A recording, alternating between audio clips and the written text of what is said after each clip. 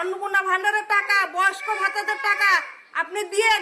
3000 দিতে হবে না, আপনি 1500 করে দেন, তবু টাকাটা সবাইকে দেন। সবারই দরকার এই টাকাটা থেকে কাউকে বঞ্চিত করেন না আপনি।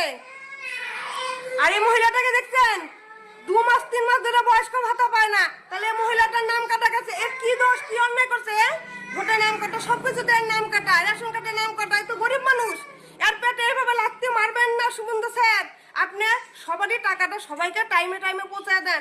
আর শ্বশুরের কথা, যে বাড়িতে যে কোনো শ্বশুর পেনশন পাইলে সে বৌমারা পাবে না, এটা কথা? হ্যাঁ, কোনো শ্বশুর কোনো বৌমাকে কি টাকা দেবে, হাত খরচা দেয়?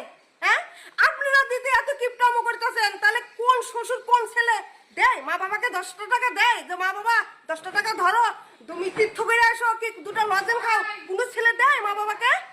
আর কোন শ্বশুর বৌমাকে দেবে টাকা যে বৌমা 1000টা টাকা ধরো, তুমি একটা ভালো শাড়ি নিও? কোনো শ্বশুরে দেয়? হ্যাঁ, এগুলো তো ভোটের আগে বলেন নাই, কিন্তু এই সব কথাগুলো যদি আমরা বলতে চাই বড় বড় কথা, তখন কি করবেন? ওই ধরে নিয়ে ওকে বড় বড় কথা বলছে, কিন্তু ভোটের আগে আপনারা বলেন নাই। তাহলে ভোট করে না, সবাই ভাবনা চিন্তা করে ভোটটা দিত। আমরা চাইছিলাম বিজেপি সরকার আসলে বাংলায় খুব ভালো হবে মহিলাদের, এই ভালো চাইছিলাম আমরা।